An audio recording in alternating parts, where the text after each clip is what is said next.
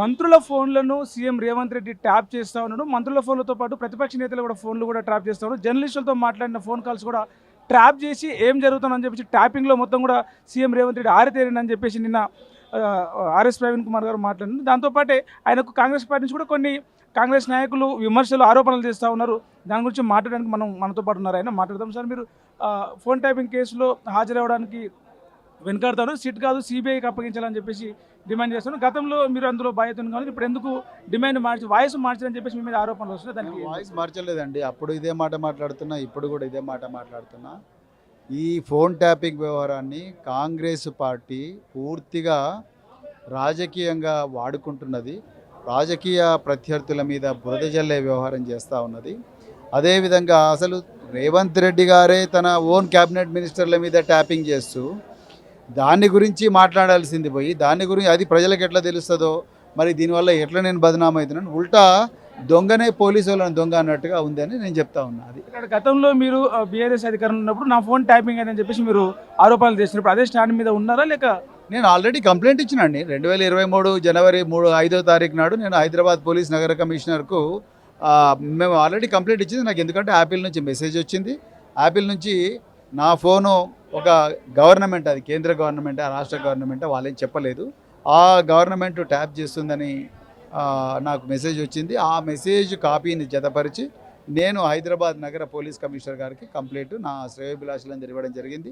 దాని మీద ఎఫ్ఐఆర్ అయింది. దాని గురించి ఇంతవరకు ఏం జరగలేదు. మీకు ఇప్పటి వరకు సిట్ నుంచి 3 సార్లు నోటీసులు అందాయి. మీరు విచారణకు హాజరవ్వడం కావచ్చు, వాంగ్మూలం ఇవ్వడానికి కావచ్చు, అంటే ఎందుకు వెనకాడుతా ఉన్నారు? నేను వెనకాడలేదండి. ఆల్రెడీ నా రిప్లై పంపించేసాను.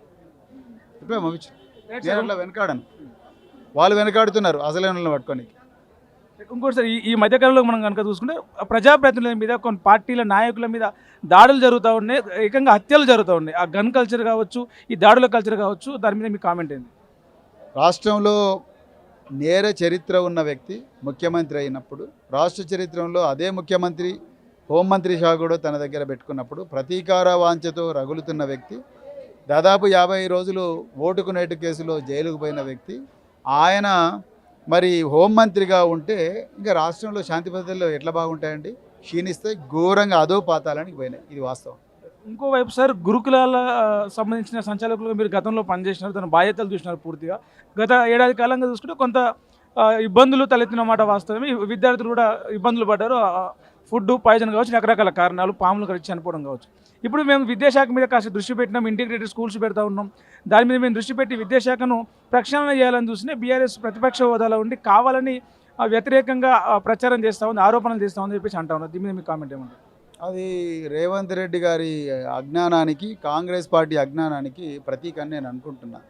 నిజంగా ఇంటిగ్రేటెడ్ రెసిడెన్షియల్ స్కూల్స్ ఏమైనా పెట్టాలనుకుంటే మొట్టమొదట రేవంత్ రెడ్డి గారు తెలుసుకోవాల్సింది ఏంటంటే, గురుకుల పాఠశాల మొదటి నుంచి ఇంటిగ్రేటెడే. అన్ని కులాల వాళ్ళు ఉంటారు, ఒక్క కులం వాళ్ళు ఉంటారు గురుకుల పాఠశాల. ఆ విషయం రేవంత్ రెడ్డి తెలియకపోవడం నాకు బాధ అనిపిస్తున్నది. రెండో విషయం, యంగ్ ఇండియా రెసిడెన్షియల్ స్కూల్స్ అని చెప్పి పోయిన సంవత్సరం సెప్టెంబర్లో ఆర్భాటంగా పెద్ద పెద్ద మీటింగులు పెట్టిన రేవంత్ రెడ్డి ఇప్పటివరకు ఆ యంగ్ ఇండియా రెసిడెన్షియల్ స్కూల్స్లో తన సొంత నియోజకవర్గంలో కూడా ఒక్క ఇటుక కూడా పెట్టలేదు. మరి ఏం లాభం? గుంతలతో వదిలేసింది. ఇప్పటికీ కూడా కొన్ని గురుకుల పాఠశాలలు చూసినాం. రీసెంట్గా 4 విద్యార్థులు చనిపోయినారు, అంటే బలవన్మరణాలు, ఆత్మహత్య చేసుకుని కావచ్చు.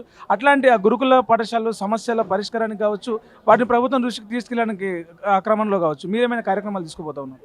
తప్పకుండా మేము బీఆర్ఎస్ పార్టీ మొదటి నుంచి కూడా పోరాటం చేస్తుంది, ఇప్పుడు కూడా అదే పోరాటం చేస్తుంది. దాంట్లో వెనక్కి సమస్యనే లేదు. ప్రజలకు గొంతుకగా ఉండే పార్టీ. ప్రజలకు ఎంత చిన్న ఇబ్బంది కలిగినా కూడా మేము బీఆర్ఎస్ పార్టీ ఎట్టి పరిస్థితుల్లో కూడా ప్రజల పక్షాన్ని నిలబడుతుంది తప్ప దోపిడీ పక్షాన్ని నిలబడం. మీరు గతంలో ఒక పోలీసు ఉన్నతాధికారిగా పనిచేస్తారు. ఈ మధ్యకాలంలో చూస్తే బీఆర్ఎస్ పార్టీ కార్యకర్తల మీద కావచ్చు, సోషల్ మీడియాలో యాక్టివ్గా ఉండే వాళ్ళ మీద కావచ్చు, వరుసగా కేసులు నమోదవుతారు. అంటే సోషల్ మీడియా రూల్స్ అతిక్రమించారని చెప్పేసి, రాజ్యాంగానికి వ్యతిరేకంగా, చట్టానికి వ్యతిరేకంగా పోస్టులు పెడుతున్నారు, ప్రభుత్వానికి విష ప్రచారం చేస్తున్నారని చెప్పేసి. అంటే ఆ కేసులకు సంబంధించి మీ స్పందన ఏంటి? అవి నిజంగా చట్టబద్ధంగానే ఉన్నాయంటారు లేక అక్రమ కేసులు అంటారు? ప్రత్యేకంగా చెప్పాలంటే ఈ సోషల్ మీడియా కార్యకర్తల మీద కానీ, బీఆర్ఎస్ నాయకుల మీద కానీ జరుగుతున్న ఏవైతే పోలీసు కేసులు అవన్నీ కూడా అక్రమ కేసులు. ఇది ఏది కూడా నిలవడం లేదు కోర్టులలో. రెండవది, రాజ్యాంగం ఆర్టికల్ 19 ప్రకారం స్వేచ్ఛగా మాట్లాడే హక్కు ఇచ్చింది. 21 ప్రకారం personal Liberty, right to life and personal Liberty అనే ఒక ప్రత్యేకమైన హక్కు బాబాసాహెబ్ అంబేద్కర్ గారు రాజ్యాంగం ద్వారా ఇచ్చిండ్రు. ఈ రెండింటి ఉల్లంఘన యథేచ్ఛగా జరుగుతుంది. నేను ఏమంటానంటే, కాంగ్రెస్ వాళ్ళు ఇచ్చిన గాంధీ భవన్లో రాసిచ్చిన కంప్లైంట్లన్నీ కూడా ఆగమేఘాల మీద ఎఫ్ఐఆర్లు అవుతున్నాయి. మేము రక్తం కారుకుంటూ పోలీస్ స్టేషన్కి పోయినా, మేము రోడ్ల మీద నడిచినా, లేకపోతే మాకు రోడ్ల మీద ఇబ్బంది అయినా, లేకపోతే మా కాంగ్రెస్ నాయకుల నుంచి విపరీతంగా దాడులు జరిగినా, లేకపోతే మా ఇంటి మీద దాడి జరిగినా అవన్నీ పోయి ఇస్తే కూడా ఎఫ్ఐఆర్ కూడా అవ్వడం లేదు, అక్యూజ్ అరెస్ట్ కావడం లేదు. వాళ్ళకు స్టేషన్ బెయిల్ ఇస్తున్నారు, మాకు మాత్రం మేజిస్ట్రేట్ మీద ప్రొడ్యూస్ చేస్తున్నారు, వాళ్ళకి మాత్రం స్టేషన్ బెయిల్ ఇస్తున్నారు. ఎట్లా న్యాయం అవుతుంది ఇది? ఆ పెట్రోల్ పోసి చంపుతామన్నా ఎఫ్ఐఆర్లు కావడం లేదు. కేటీఆర్ గారు రోడ్డు మీద నడిస్తేనే ఎఫ్ఐఆర్ అవుతున్నది. మైనంపల్లి హనుమంతరావు ఆయన కొడుకు ఇద్దరు కూడా రోడ్డు మీద మొత్తం కూడా పోలీసు వాళ్ళను ఆ వెహికల్ను టాప్ మీద ఎక్కి కాలు మీద కాలేసుకొని కాలు ఒప్పుకుంటే ఏసీఐ ఇక్కడికి రా అక్కడ రా అని చెప్పి తిట్టినా కూడా వాళ్ళ మీద ఎఫ్ఐఆర్ అయితే లేదు. అంటే దాని అర్థమైంది, పోలీసు వాళ్ళు ఎవరి పక్షం ఉన్నారు, ఎవరు మాటలు చెప్పి పోలీసు వాళ్ళు ఈ ఉద్యోగం చేస్తున్నారు? అసలు ఎవరు కాపాడాల్సింది ఏ చట్టాన్ని?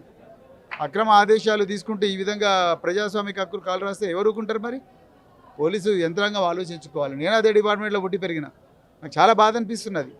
అరే ఎవడన్నా గుండాగాడు వచ్చి కాలు మీద కాలేసుకొని ఏసీఐ ఇక్కడ రా అంటే ఊరుకుంటారా? పోలీసు వాళ్ళు యూనిఫామ్ వేసుకొని సార్ సార్ సార్ సార్ అడుక్కుంటున్నారు. ఎక్కడికి వెళ్చారండి? ఇది నాకు అర్థం కాదు. ప్రజలకు ఏం మెసేజ్ ఇస్తున్నారు మీరు? అంటే మీరు కూడా అంటే బీఆర్ఎస్ పార్టీ నాయకులుగా మీరు కూడా కొంతమంది అంటే పలు సందర్భాల్లో కేటీఆర్ గారు కావచ్చు, హరీష్ రావు గారు కావచ్చు, ముఖ్య నాయకులు అందరూ కూడా రాసి పెట్టుకోండి, అధికారులు ఎవరో వాళ్ళ పేరు రాసి పెట్టుకొని మనం రాబోతున్నాం అధికారులకు వచ్చిన తర్వాత వాళ్ళ సంగతి చూద్దాం అన్నట్టుగా ఒక ఇండికేషన్ మీ కార్యకర్తలకు ఇస్తారు. అంటే దీన్ని ఎట్లా అర్థం చేసుకోవచ్చు? బరాబర్ చూస్తాం. చట్ట ప్రకారంగా రాజ్యాంగబద్ధంగా చట్టాన్ని అతిక్రమించి రేవంత్ రెడ్డి ఇస్తున్న అక్రమ ఆదేశాలను పాటిస్తూ ప్రజాస్వామిక హక్కులను కాలరాస్తూ కేవలం వన్ సైడెడ్గా చేస్తున్న ఏ అధికారైనా రేపు చట్టం ముందర నిలబడాల్సిందే. బరాబర్ వాళ్ళందరూ కూడా రేపు జవాబు చెప్పాల్సిందే.